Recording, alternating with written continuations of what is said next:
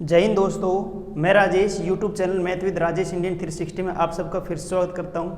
कैसे हैं आप सभी? उम्मीद है आप सब ठीक होंगे।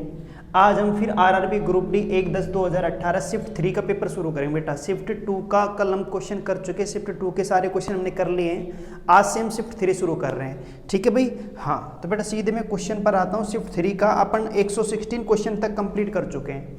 कहाँ तक कर चुके हैं? 116 तक। आज से हम 117 क्वेश्चन से फिर शुरू करते हैं। तो बेटा 117 क्वेश्चन आपका कह रहा है वो देख लीजिए। 117 क्वेश्चन, ठीक है। देखो 117 क्वेश्चन कह रहा है एक भिन्न को 17/3 में जोड़ने पर 4 आता है, तो वह भिन्न बताओ। तो एक भिन्न को 17/3 मान लो बेटा, माना वह भिन्न क्या है अकॉर्डिंग टू क्वेश्चन देख लेते हैं। माना वह भिन्न x मान ली अपन ने, क्या मान ली? x। माना वह भिन्न क्या है? x है, ठीक है ना। अब x है, उसमें कह रहा है कि x में कितना जोड़ दो? 17/3 जोड़ दो। तो 17/3 ये लो भाई, हमने 17/3 जोड़ दिया। 17/3 जोड़ने पर क्या आता है? 4 आता है अकॉर्डिंग टू क्वेश्चन। क्लियर है भाई? ठीक है। तो बताओ भाई वह संख्या क्या है, वो भिन्न क्या है? तो x का मान चाहिए बेटे। बताइए इधर आया तो माइनस को हो जाएगा, तो x बराबर हो जाएगा 4 माइनस 17/3। क्लियर है क्या? तो बोलो बेटा 3 चौके 12, 12 में से 17 गया तो बोलो कितना आया? 12 में से 17 गया, बोलो बेटा कितना आया? 5। किसके? माइनस के। माइनस के 5 आएंगे ना, और ये 3 है यहाँ पे, ठीक है। तो ये हमारा आंसर हो जाएगा। लेकिन वो मिश्र भिन्न में दे रहा है आंसर को, तो मिश्र भिन्न में दे रहा है, मैं इसको ऐसे भी लिख सकता हूँ कि या 3 का भाग दो, 5 में 3 एकम 3, 2 रिमाइंडर बचेगा, ऊपर चला जाएगा 3 का भाग ये, तो -1 सही 2/3 बेटा अपना क्या है? आंसर है। तो ऑप्शन नंबर ए।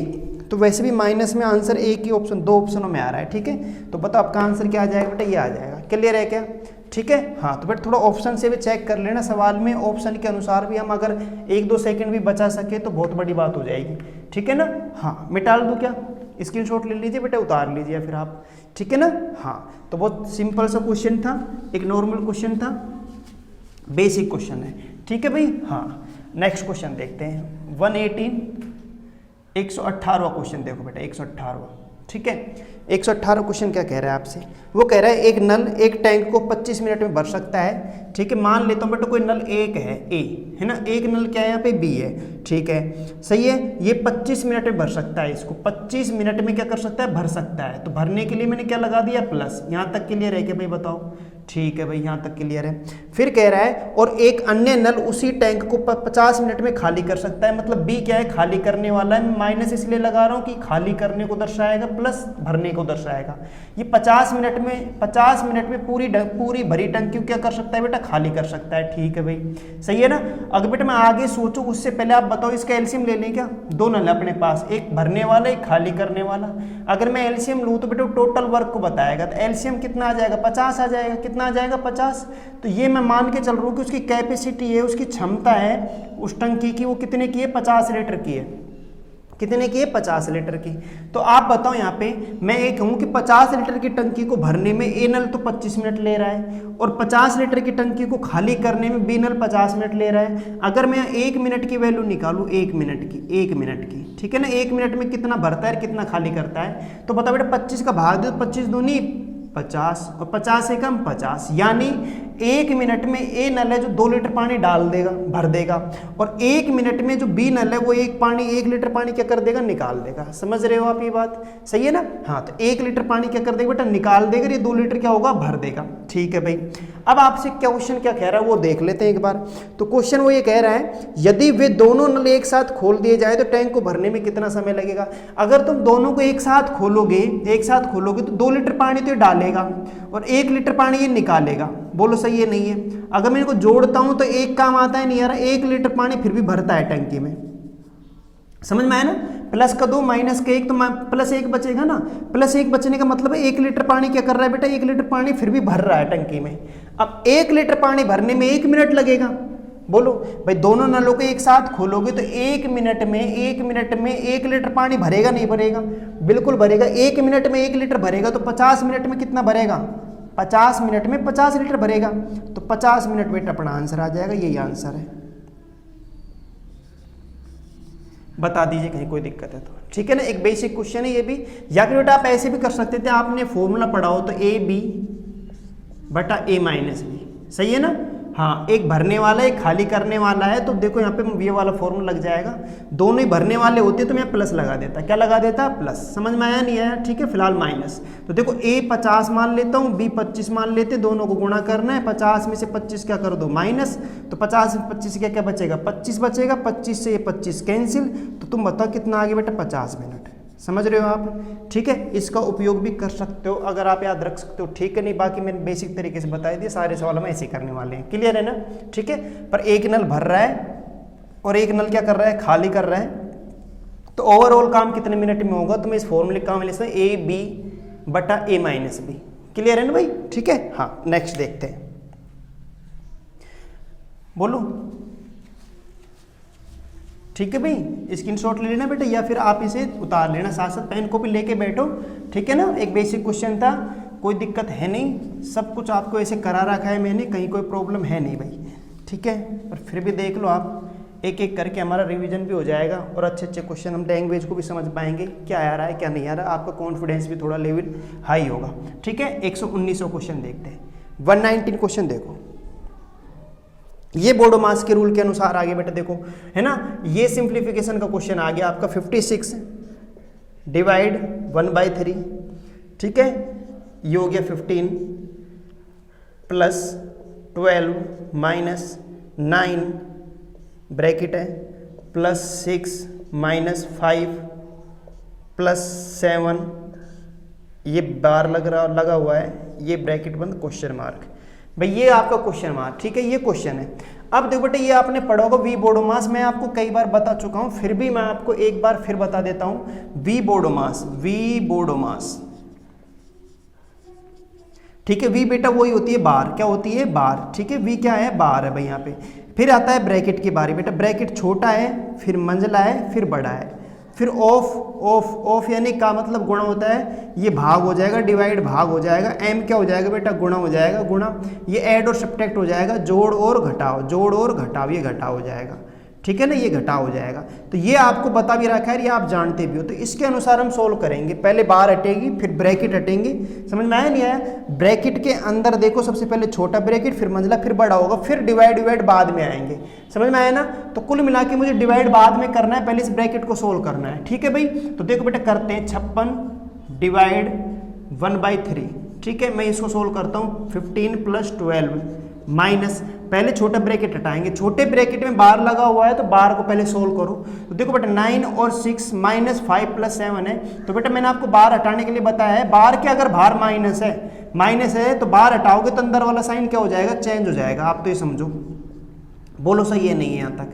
ठीक है, यहाँ तक समझ में आया नहीं आया? ठीक है ना? अगर बार के बाहर या माइनस का साइन है तो जैसे ही बार हटी, मतलब ये समझ लो ये अंदर आ गया, अंदर आ गया तो माइनस प्लस क्या हो जाएगा? माइनस हो जाएगा। और ये प्लस होता तो कोई चीज चेंज नहीं होता। समझ में आ रहा है नहीं आ रहा? इसका मतलब ये नहीं, बार हटाने का मतलब साइन चेंज करना नहीं है भाई। समझ में आया ना? बार हटाने का मतलब ये है कि बाहर वाला साइन अंदर आएगा। तो अगर हम माइनस है तो चिन्ह चेंज होता है, आपको पता है, सही है नहीं है? और बाहर वाला चिन्ह क्या है बताओ? प्लस है, प्लस होता तो यहाँ पे साइन चेंज नहीं होता, चाहे प्लस का हो या माइनस का हो। क्लियर है ना भाई? ठीक है भाई, तो आगे कर लेते हैं 3। अभी ये मत दे देना, उड़ा मत देने से, सही है? 3 से काट दो कभी, है ना? ठीक है, हाँ, कटे या ना कटे आपको पहले सबसे पता ब्रैकेट सोल्व करना है। तो 15 प्लस 12 माइनस, मैं इसको सोल्व करता हूँ, देखो बेटे एक बार, -7 और -5, -12 आ गया, -12 में प्लस 6, 9 और 6 15 माइनस करेंगे 12 में से बेटा 3 तो आएगा। बोलो यहाँ तक समझ में आया नहीं आया भाई? सही है ना? ये चीज आ गई समझ में आपके भाई? 7 और 5 12 माइनस के, 9 और 6 15 प्लस के 15 में से -12 गया, प्लस के 15 में से -12 गया, तो प्लस का 3 आएगा ना? प्लस 3 आएगा, जैसे ही ब्रैकेट हटेगा प्लस 3 माइनस का 3 हो जाएगा। ये ठीक है। आगे देखते हैं 56 डिवाइड बाई 1/3, ये हो गया आपका। तो अब देखो 12 में से 3 गया, बोलो बेटे कितना आया? 12 में से 3 गया तो 9 आया, 15 और 9 कितना हो गया? 24। कितना हो गया? 24। ये ठीक है। तो बेटा पहले बताओ, आप बताओ ब्रैकेट ही तो सोल्व करने वाले हो, क्या सोल्व करने वाले हो? ब्रैकेट। तो ब्रैकेट हटाऊंगा तो बताओ ये पहले गुणा और होगा, 3 8 24, 8 बार कट गया। अब भाग दो, पहले मैं ब्रैकेट सोल्व करूंगा, ध्यान रखना, देखो ब्रैकेट लगा हुआ है बेटा, है ना? सही है नहीं है? फिर भाग गुणा होगा। तो तुम पता यहाँ पे बता, भाग दूंगा मैं, है ना? 8 का दे दिया मैंने, काट दिया, तो 8 आगे ब्रैकेट सोल्व हो गया, इस तरह की संख्या सोल्व होगी। 8 से मैं इसे काटूं तो 8 7 56, तो बेटा कितना आंसर आ जाएगा? 7 आंसर आ जाएगा। क्लियर है क्या? बोलो भाई कहीं प्रॉब्लम है तो बताओ, नहीं है ना भाई? है ना 7, ऑप्शन सी अपना आंसर है। बोलो भाई, ठीक है, एक बार स्क्रीनशॉट ले लीजिए, बाकी आप कर भी चुके होंगे इस सवाल को, है ना, एक बेसिक क्वेश्चन है। आगे चलें क्या, ठीक है, हाँ देखो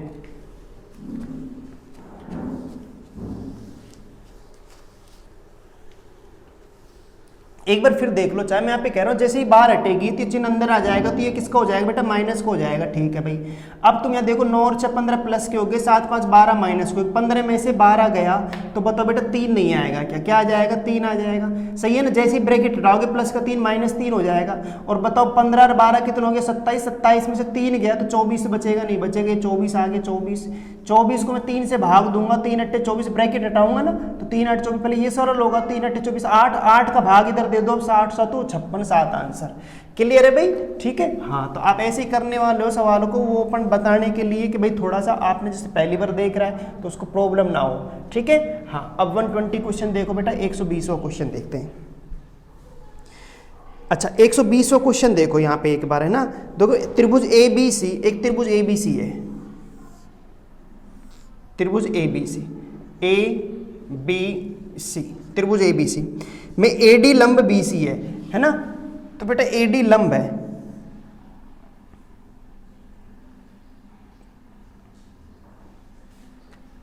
दोबारा बनाते हैं, एक बार देखना बेटा, अच्छा क्वेश्चन है ना, एक अच्छा क्वेश्चन है, देख लो एक बार आप।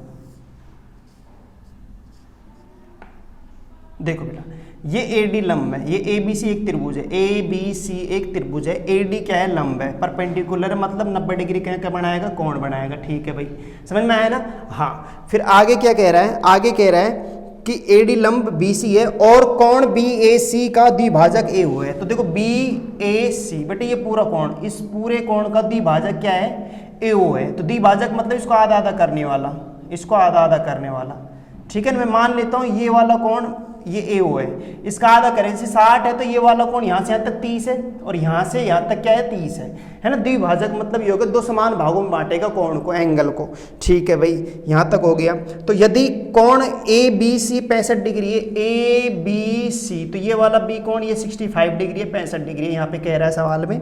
फिर आगे क्या कह रहा है, आगे पढ़ते हैं, कोण ACB 23.5 डिग्री है, ACB ये वाला बेटा 23.5 डिग्री है, कितना है 23.5, मतलब 23.5 लिख दूं क्या, 23.5 सही है, नहीं है 23.5 डिग्री है, 23.5 डिग्री है बेटा, 23.5 डिग्री, ठीक है। आगे देखते हैं, आगे क्या कह रहा है, आगे कह रहा है तो DAO बताना है आपको, DAO कौन, DAO का मान बताओ, कौन DAO, तो DAO बेटा ये एंगल बताना है आपको, ये वाला, ये एंगल बताना है भाई, ये वाला एंगल, सही है नहीं है, तो ये एंगल आपको निकालना है। तो ये एंगल बेटा कैसे निकालना है वो देखो, अब आप एक बार यहाँ पे एक बेटा थ्योरम ये है कि ये एंगल इन दोनों के एंगल का डिफरेंस का हाफ होता है, समझ में आया ना, ठीक है। एक परपेंडिकुलर लाइन है, ठीक है ना बेटा, एक क्या है लंब डालने वाला लंब लाइन है, और एक क्या है कोण का समद्विभाजक हो, तो उनके बीच का जो कोण बनेगा, उनका जो बीच का कोण बनेगा इन दोनों कोणों के अंतर का आधा होगा, क्या होगा, आधा। ये थोड़ा आप बेटा ध्यान रखना है ना, सही है, ये थ्योरम है, मतलब ये है कि मैं यहाँ पे कह सकता हूँ कि कोण 65 degree minus 23.5 degree, 23.5 degree, concept नहीं बता सकते यहाँ पे, ठीक है ना बेटा, एक बार आप इसको याद रखना, ये फिक्स कंसेप्ट है, ऐसा नहीं है कि बदल जाएगा, ठीक है भाई, हाँ। तो यहाँ पे कोण DAO निकल जाएगा, कोण DAO, ठीक है, DAO। तो बेटा एक बार ये वाला कर लो, देख लो अब आप एक बार क्या करोगे, बोलो 65 में से बेटा 23.5 डिग्री घटाओगे, तो देख लो आप बेटा 65 में से कितना घटा दो, 23.5 डिग्री घटा दो, 23.5 डिग्री, तो यहाँ 5 बचा, ये 4 में से 3 क्या 1 बचा, और ये वाला बोलो भाई कितना बचेगा, सही है ना, 6 में से 2 गए कितने बचे, 4, 41.5 आ गया बेटा, 41.5, 41.5 डिग्री आ गया, 41.5 में 2 का भाग दे दो, सही है नहीं है, तो 2 दूनी 4, 20.75 डिग्री, यही आंसर है भैया आपका, ठीक है नहीं है बेटा, समझ में आया नहीं आया, तो 20.75 डिग्री आंसर है, ऑप्शन नंबर ए इसका आंसर है करेक्ट, ठीक है ना। तो आप इस थ्योरम को बेटा याद रखना कि ये जो एंगल होगा किसका एंगल, एक तो परपेंडिकुलर लाइन और एक कोण समद्विभाजक, तो कोण समद्विभाजक परपेंडिकुलर लाइन के बीच जो एंगल बनेगा वो दोनों कोणों के डिफरेंस का क्या बनेगा, हाफ बनेगा, दोनों कोणों के डिफरेंस का क्या बनेगा बेटा, हाफ बनेगा। इस थ्योरम को आप याद रखना, क्लियर है नहीं है, उस थ्योरम बेस पर ये क्वेश्चन है, क्लियर है ना भाई, ठीक है, हाँ। आगे चले क्या, बता दीजिए भाई, बोलो आप निकाल सकते हो, ऐसा नहीं मैं यहाँ पे वैसे बताऊं तो आप ऐसे निकाल सकते हो, ठीक है नहीं है, ठीक है, हाँ क्लियर है ना, बिल्कुल निकाल सकते हैं, कहीं कोई दिक्कत है नहीं, पर आप इसको याद रखना, थोड़ा सा लंबा पड़ जाएगा वो, ठीक है। हाँ नेक्स्ट क्वेश्चन देखो, इस क्वेश्चन को देखते हैं, आप स्क्रीनशॉट ले लीजिए बेटा, स्क्रीनशॉट ले लिए ना। हाँ नेक्स्ट करते हैं, बिठा रहा हूँ है ना, इसको आप याद रखना इस कंसेप्ट को, अच्छा क्वेश्चन है। क्वेश्चन नंबर 121 है ना, 121 क्वेश्चन देखो बेटा, 121वां क्वेश्चन देखो। 121वां क्वेश्चन क्या कह रहा है, कह रहा है एक कस्बे की जनसंख्या में, एक कस्बे की 5% जनसंख्या की किसी महामारी से मृत्यु हो जाती है, बची जनसंख्या में से 8% घबराकर कस्बे को छोड़कर चले जाते हैं। यदि कस्बे की कुल जनसंख्या अभी 88,274 है तो शुरुआत में कस्बे की जनसंख्या कितनी थी, शुरुआत में कस्बे की जनसंख्या कितनी थी। तो तुम बेटा देखो, या तो कई तरीके हैं आपके पास करने के, आपको आरंभ की जनसंख्या चाहिए तो मैंने आपको बता रहा है कि आरंभ की जनसंख्या तुम्हें यहाँ पे लास्ट की जनसंख्या कितनी है भाई, देखो बेटा शुरुआत की जनसंख्या चाहिए आरंभ की, बेसिक मैं बताता हूँ आपको, 88,274 यहाँ पे अप्रेजेंट में है जनसंख्या, ठीक है ना। अगर मुझे आरंभ की जनसंख्या चाहिए तो बेटा 100 आरंभ में आएगा ही आएगा, ठीक है। अगर तो मतलब 5% जनसंख्या चली गई तो मतलब ये कितने रह गए, 95 रह गए, ठीक है भाई। आरंभ की चाहिए 100 तो ऊपर ही आएगा, आरंभ के लिए 100 ऊपर आता, बाद की जनसंख्या निकालता मैं 100 नीचे रखता, ठीक है नहीं है, हाँ। और 8% घबरा कर चले गए तो बचे कितने, 92 बचे, ठीक है। एक क्वेश्चन तो ये है कि हम इसे ऐसे कर लें सवाल को, ठीक है, कैलकुलेशन आप कर लोगे, ठीक है। एक तरीका तुम्हारे पास बेटा ये है कि ये हमारा आंसर आ जाएगा, कहीं कोई प्रॉब्लम नहीं, ठीक है। और एक आप फ्रैक्शन वैल्यू से करना चाहते हो तो वैसे कर लो कि 5% जनसंख्या छोड़कर चली गई भाई, 5% जनसंख्या, तो 5% की फ्रैक्शन बेटा 1/20 बनेगी, नहीं बनेगी, यहाँ तक कोई प्रॉब्लम है तो बोलो, सही है ना। हाँ 1/20 बनी, यानी कि क्या है, मैं यहाँ पे ऐसे लिख दूं क्या, अगर पहले क्या थी 20 जनसंख्या थी तो आज 19 है, आज 19 है, एक कम हो गई ना, ये तो पहले की जनसंख्या बताएगा, ये एक कमी को बताया क्योंकि 5% क्या हो रही है, कमी हो रही है, क्या हो रही है, कमी।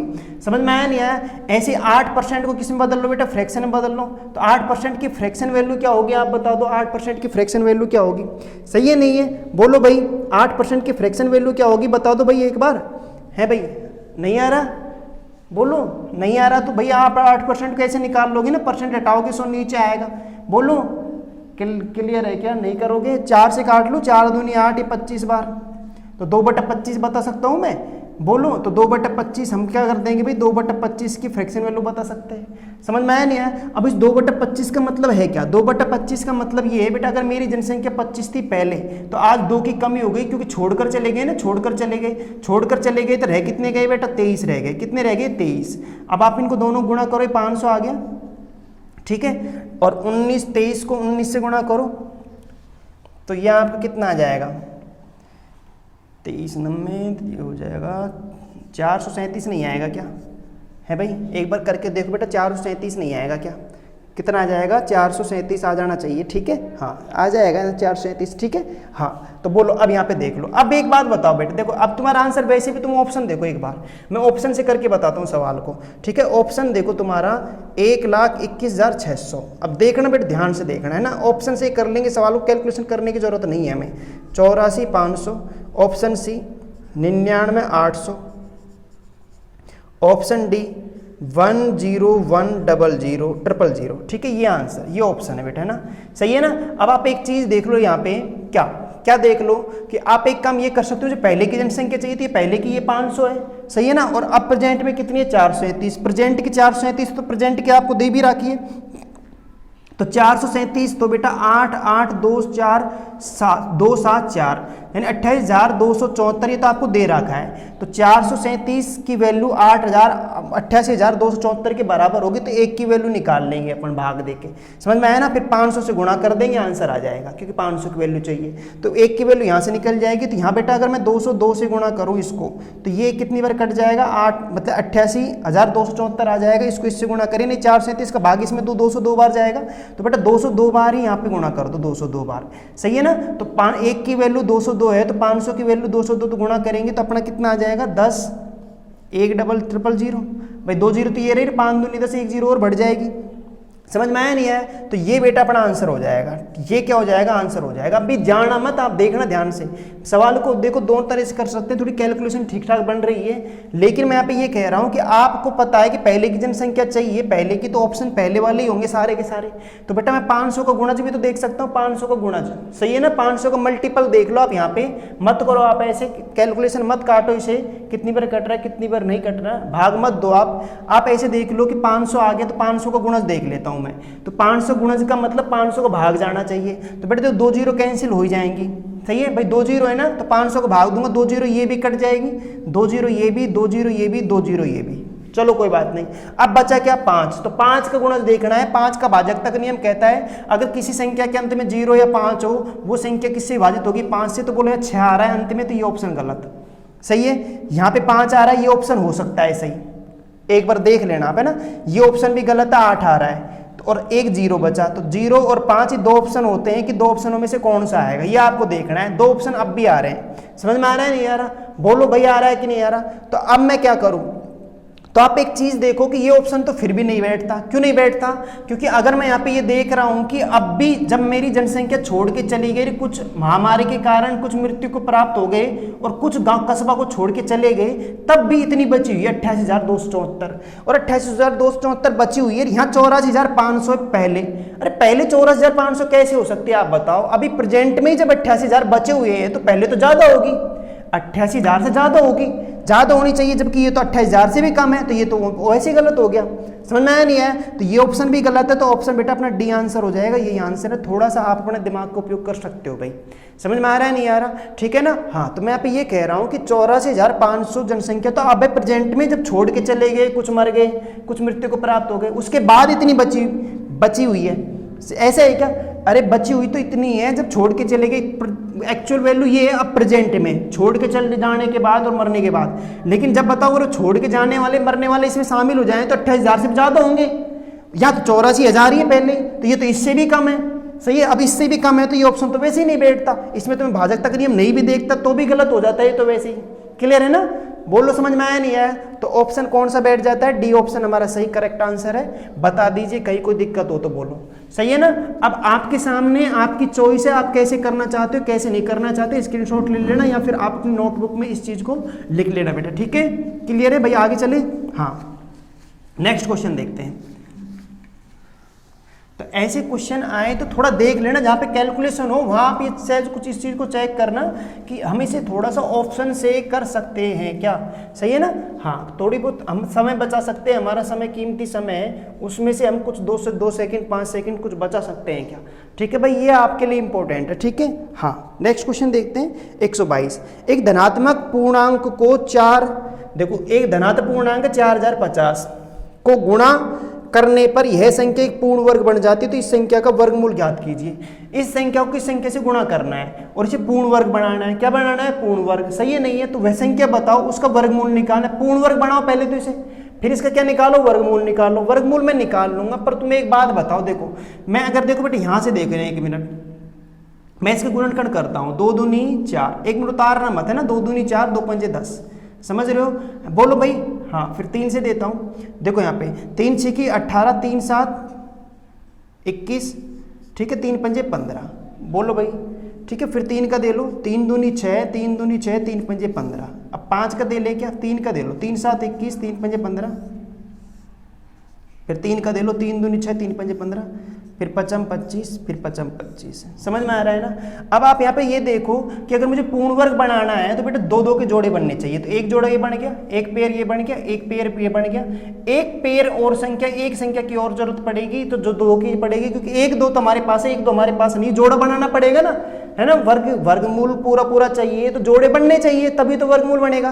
तो बेटा अगर मैं इस संख्या को 2 से गुणा कर दूं तो मतलब ये कि यहाँ से 1 2 बाहर आ जाएगा, यहाँ से 3 बाहर आ जाएगा, यहाँ से 3 बाहर आ जाएगा, यहाँ से 5 बाहर आ जाएगा, तो इनको गुणा करो, 5 3 15, 15 3 45, दूनी 90, तो 90 बेटा हमारा आंसर है, करेक्ट आंसर, सही है क्या, 90 हमारा क्या हो जाएगा, आंसर हो जाएगा, सही है। और वैसे भी मैं इसे डायरेक्ट देख लेता, 40 50 है, तो 40 50 को अगर बेटा हम 2 से गुणा कर दें, या 2 से करोगे या 3 से करोगे, किसी से तो करोगे संख्या को, सही है ना, तो मैं 2 से, या तो 2 से गुणा करोगे इसको या 3 से करोगे, 2 से गुणा करता हूं तो 0 4 दूनी 8 होता है, 50 का दुगुना 8100 हो गया ना। वैसे भी 8100 तुम्हें पता है 90 का है, किसका है 90 का। समझ में आ रहा है नहीं आ रहा? तो थोड़ा सा ऐसे भी हो जाता सवाल, आप गुणनखंड ना करते तो भी सवाल हो जाता है, ठीक है ना, है ना। ये आपको सोचना है, बेसिक क्वेश्चन है, इसमें हम कुछ नहीं कर सकते। इसमें थोड़ा सा आप देखना कि आप कैसे करना चाहते हो। तो या तो आप गुणनखंड करके ये देख लो पेड़ किसका नहीं बन रहा, जिसका पेड़ नहीं बन रहा उसका पेड़ बना दो। तो यानी 2 से गुणा करना है, इसका पेड़ नहीं बन रहा, 3 का पेड़ नहीं बनता तो एक 3 ले आते हैं हम, सही है ना। तो पेड़ में से एक संख्या बाहर आती है, आपको पता है जोड़ा बनाते ये वर्गमूल लगाऊंगा मैं इसके ऊपर, तो जोड़े में से बाहर संख्या जाएगी जोड़े के रूप में, है ना। जिसका जोड़ा नहीं बनेगा वो संख्या बाहर नहीं निकल पाएगी। अपन को पूरा पूरा वर्गमूल चाहिए, पूरा चाहिए तो जोड़े बनाने पड़ेंगे। तो मुझे 2 से तो गुणा करना है इस संख्या को। तो आपसे वो ये भी कह सकता है कि बताओ इस संख्या को किससे गुणा करें कि पूरा पूरा वर्गमूल आए। तो बेटा 2 से आंसर, 2 से गुणा करने पर आएगा, सही है ना। किससे गुणा करने पर आएगा 2 से, तो मेरा 2 आंसर हो जाता है। लेकिन वो वर्गमूल वाली संख्या ही चाहता है तो बेटा 90 आ गया, है ना, ठीक है। इस चीज का थोड़ा ध्यान रखना, क्वेश्चन हमसे पूछ क्या रहा है। आगे चले,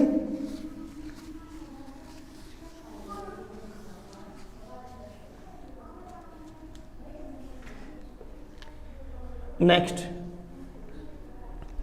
123। दीक्षा ने एक परीक्षा में 58% अंक प्राप्त किए जिसके अधिकतम अंक 450 थे, सही है नहीं है, ठीक है ना। तो अंक प्राप्त हुए, तो आप बेटा एक बात बताओ, 450 है तो 450 का 58% निकाल लो।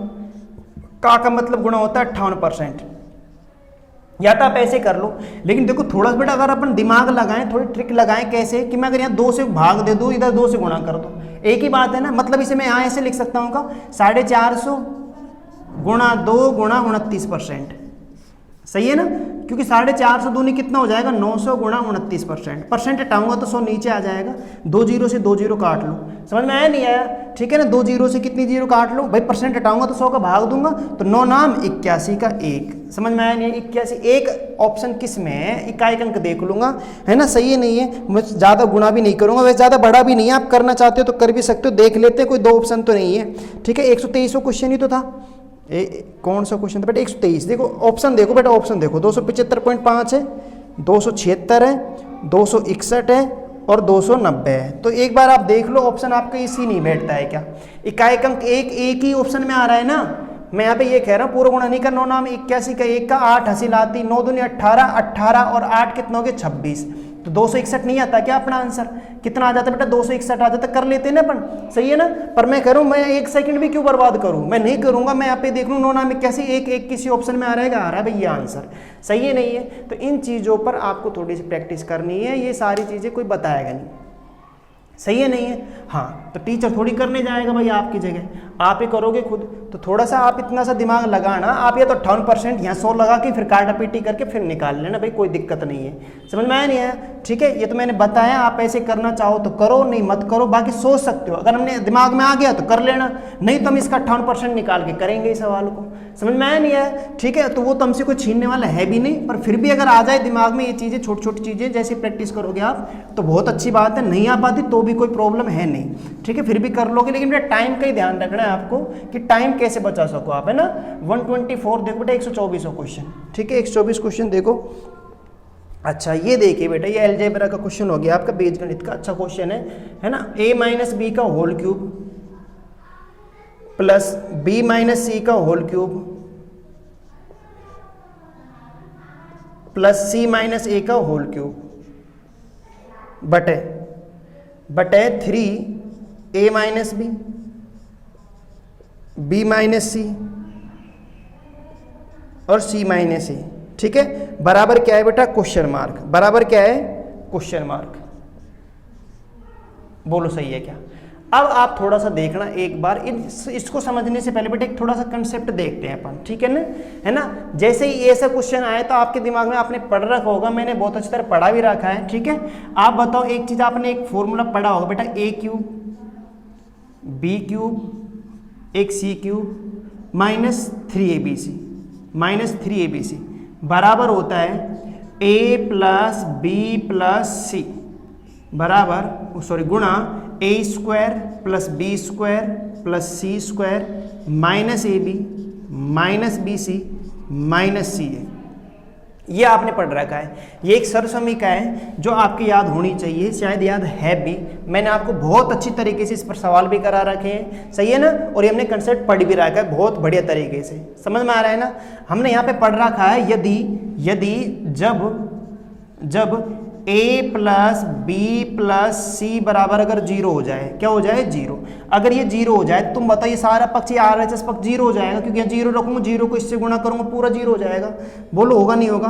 तो तुम बताओ, तो तुम ऐसे ही तो लिखने वाले हो a cube plus B cube plus C cube minus 3abc बराबर जीरो। बोलो जीरो यहाँ रखूंगा, a plus B plus C की जगह जीरो रख दूं तो बोलो यहाँ जीरो हो गया, जीरो को इससे गुणा करूंगा, जीरो को इससे गुणा करूँ, जीरो हो जाएगा, पूरा पक्ष जीरो हो जाएगा। तो तुम बताओ यहाँ पे एक चीज निकल के आ जाती है हमारे पास, a cube plus B cube plus C cube बराबर 3abc। समझ में आ रहा है नहीं आ रहा, ये कंसेप्ट निकल के आ जाता है हमारे पास, सही है ना। यानी हम ये कह सकते हैं कि a cube plus B cube plus C cube का मान 3abc होता है। कितना होता है, 3abc। लेकिन ये 3abc तभी होगा जब a plus B plus C बराबर जीरो। समझ में आ रहा है नहीं आ रहा, या तो ये zero a plus B plus C बराबर जीरो, या फिर a square plus B square plus C square minus ab minus bc minus C zero. समझ में आया नहीं आया। दो कंडीशनों में ये इसकी वैल्यू ये जीरो आ सकती है।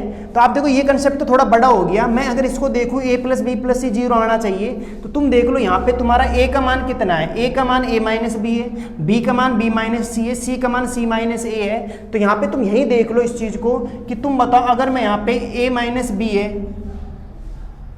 b माइनस सी और c माइनस a, तो ये तो तुम बताओ ये तो a की वैल्यू, b की, c की, अगर सबको जोड़ दे तो देखो कितना आ रहा है, माइनस ए से प्लस ए कैंसिल, माइनस बी से प्लस बी, सी से सी कैंसिल, तो जीरो आ रहा है नहीं आ रहा, सही है ना। तो मैं यही तो कह रहा था, अगर a plus B plus C बराबर अगर जीरो हो जाए तो बोलो जीरो हो तो गया भाई, a b c इनको जोड़ के देखा जीरो आ तो रहा है। अगर ये जीरो आ रहा है तो तुम बताओ मैं इस a cube B cube C cube की जगह 3abc लिख सकता हूँ क्या, तो तुम बताओ इसकी जगह में 3abc लिख सकता हूँ क्या, सही है नहीं है। तो तुम बताओ यहाँ पे मैं इस a cube plus B cube plus C cube की जगह 3abc लिख सकते हैं क्या, बोलो समझ में आ रहा है नहीं आ रहा। 3abc लिख सकता हूँ इसकी जगह। तो a का मान तो कितना है बेटा, a माइनस बी है, b का मान कितना है, b माइनस सी है, और c का मान कितना है, c माइनस a है। और ये ऐसे कैसे रहने दो इसको, तो 3a minus B, 3a minus B, b minus C और c माइनस a। तो बताओ इसमें इसका भाग दो तो एक बार जाएगा नहीं जाएगा, तो बेटा एक आंसर है आपका। बोलो क्लियर है क्या, एक आंसर है। अब आप सोच रहे होंगे ये बहुत बड़ा क्वेश्चन हो गया, पता नहीं क्या रामायण बता दी गुरुजी ने, सही है ना। मैं बेटा रामायण नहीं बता रहा, समझ में आ रहा है ना। मैंने आपको कोई रामायण नहीं बताई है, मैंने आपको एक बेसिक क्वेश्चन बताया है, ठीक है। आपको इतना नहीं सोचना। अगर ये कंसेप्ट आपके क्लियर है तो ये सवाल सेकंड का भी नहीं है पूरा, सही नहीं है। हाँ तो आप तुरंत देख लोगे यहाँ पे कि a से a कैंसिल हो रहा है, b से b, मतलब a plus B plus C zero आ रहा है, और ये जीरो पर ही आएगा, सही है ना, जीरो बनेगा, तुम्हें सोचना ही नहीं है कुछ भी, समझ में आया ना।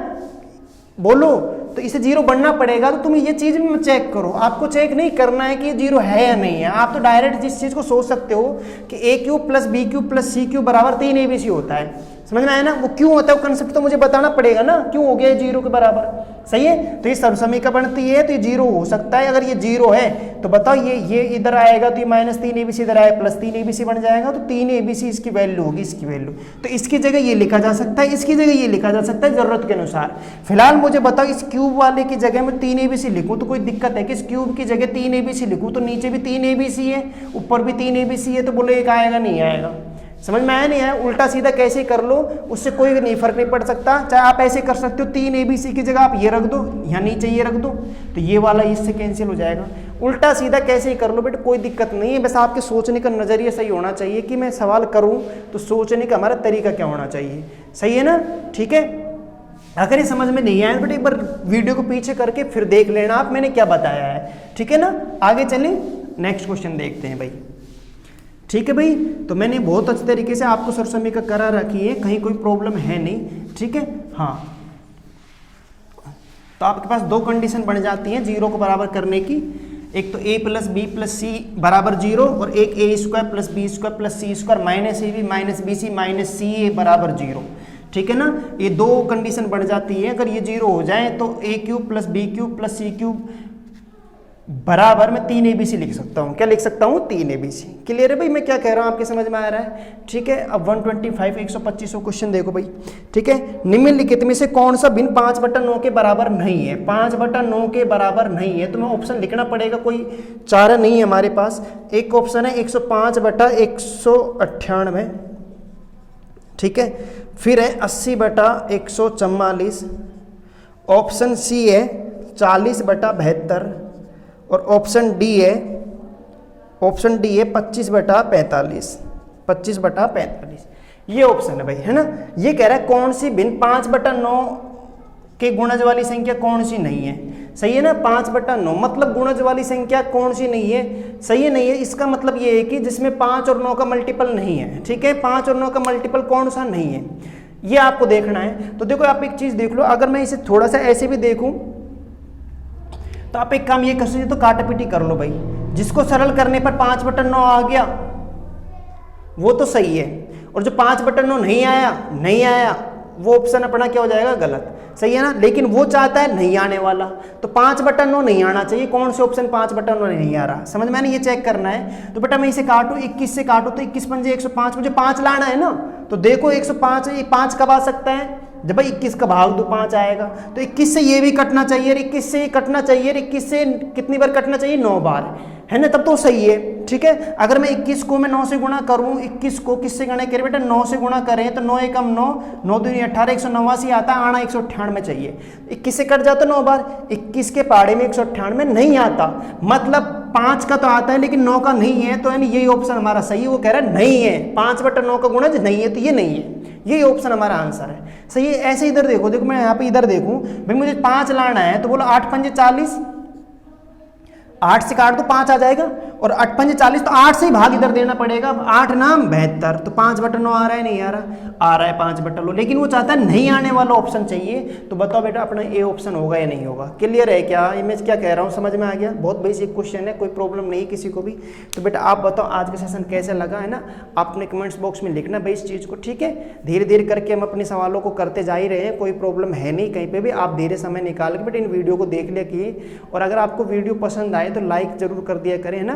तो लाइक शेयर और कमेंट्स बेटा जरूर करें, ठीक है। हाँ, और बेटा सब्सक्राइब भी कर दें, ठीक है।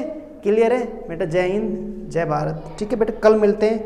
Okay bye.